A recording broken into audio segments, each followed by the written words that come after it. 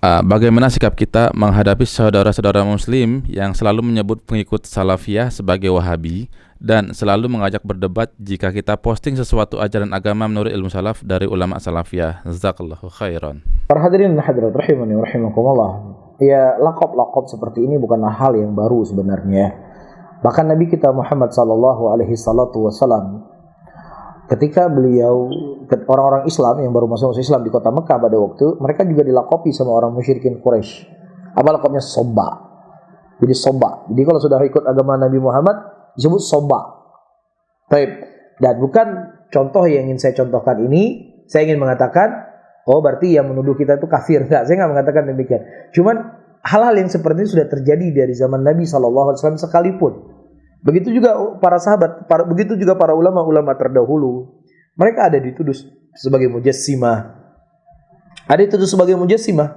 Silakan baca buku-buku para ulama. Sekali Imam Ahmad dituduh sebagai mujassimah atau selevel dengan Imam Ahmad rahimahullah. Jadi ini bukan sesuatu hal yang baru. Ya maka di sini para hadirin dan hadirat, yang paling terpenting ya biarkanlah manusia berbicara. Ada sebagian mereka berbicara karena ketidaktahuannya. Ya, ada sebagian mereka memang ya mendengar hal-hal yang sebenarnya tidak sebagaimana hakikatnya, atau memang ada penyusup-penyusup yang ingin menjauhkan manusia dari kebenaran itu sendiri. Jadi golongan manusia itu macam-macam. Ya, jadi saya ingat ada salah satu masjid di tempat kita di sini. Ya ibaratnya itu masjidnya saudara kita muslimin, tetapi yang lebih ke arah lah. Arah-arah yang sudah kita pahami. Tapi terkadang di masjidnya itu sebelum maghrib itu di setel radio Siar Tauhid Aceh. Padahal di masjid itu ibaratnya anti lah ya, anti. Tapi di setel radio tersebut. Ya sebenarnya muslimin itu cinta dengan kebaikan, cinta dengan sunnah, cinta dengan hal-hal yang dibawa di dalam dakwah ini. Cuman kadang-kadang berita, isu yang sampai kepada mereka lah yang beraneka ragam itulah yang mungkin kita perlu mengikis pelan-pelan, bersabar dan bersabar. Dan selanjutnya, ilmu itu bukan untuk didebatkan. Ya, Anda menyampaikan ilmu, ya sudah, nggak perlu Anda melayani debat tersebut. Ya, kalau bisa ditutup komentarnya supaya tidak ada perdebatan. Al-Imam Malik rahimahullah, ketika datang orang kepada beliau, ajak berdebat. Kemudian dia berkata, kalau seandainya engkau menang, wahai imam, saya ikut engkau. Baik. Kemudian kata Imam Malik, bagaimana kalau seandainya datang orang lain lagi mengajak kita berdebat, kamu sudah ikut saya, kemudian kita kalah, apakah kita ikut dia?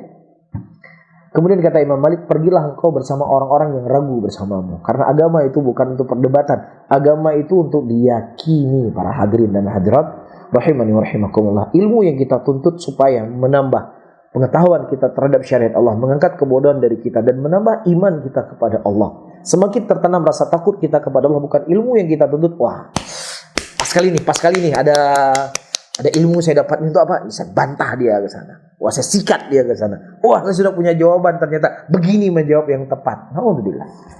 Kalau orang belajar ilmu seperti ini, para hadirin dan hadirat rahimani wa rahimakumullah, maka kita khawatirkan orang seperti ini akan tenggelam dan terseret daripada dakwah itu sendiri.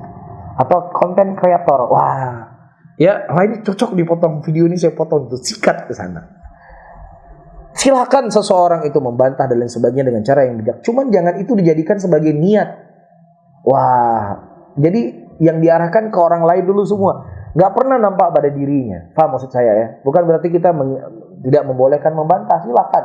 Cuman ya jangan itu dijadikan dendenan, jadikan terus menerus. Ya kesehariannya berdebat sana, berdebat sini, berdebat sana. Kalau kita posting, mudah-mudahan ada orang mendapatkan hidayah yang kita posting. Tidak perlu untuk kita melayani. Ya karena ini terkadang akan membuat syahwat seseorang itu menurun. Sedikit diskusi, saya pernah bertanya seorang, kamu suka terlibat di Facebook? Udah, saya nggak cerita mudarat yang terjadi. Iya, apakah kamu masih semangat untuk mendatangi istrimu? Mendatangi istri kan ibadah kan, bukan hal yang tabu untuk dibicarakan kan. Dia mengatakan betul, sejak saya berdebat, syahwat saya mulai berkurang. Nah, dengan berkurang syahwat kamu saja itu sudah doror buat kamu. Belum lagi kita bicara-bicara yang lain. Bisa difahami di sini teman-teman semuanya. Wallahu a'lam bishawab.